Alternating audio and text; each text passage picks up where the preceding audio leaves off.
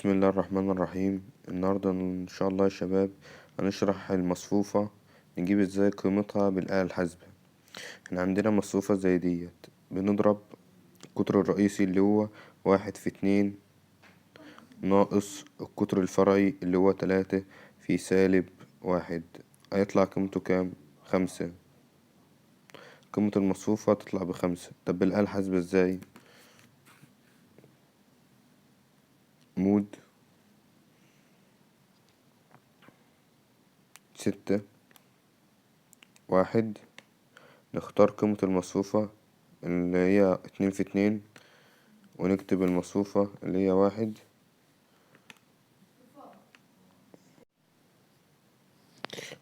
بعد كده ايه 0 بيساوي، بعد كده -1 بيساوي 2 بيساوي، بعد كده on shift 4 7، بعد كده shift 4 3 بيساوي 5، نفس المقدار.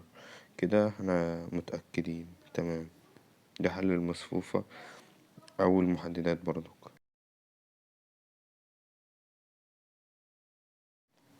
طب لو عندنا مثلا محدد من الدرجة التالتة زي ده كده، محدد من الدرجة التالتة النتيجة بتاعته طلعت ب3، هنعمله ازاي؟ مود برضك 6 1، نختار قيمة المحدد 3 في 3.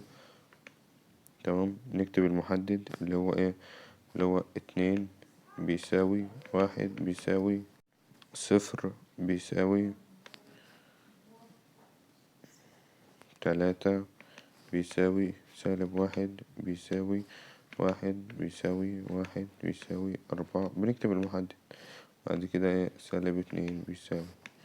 كده كتبنا قيمة المحدد، بعد كده on، بعد كده shift 4 7، shift 4 3 بيساوي، طلع قيمة المحدد 3.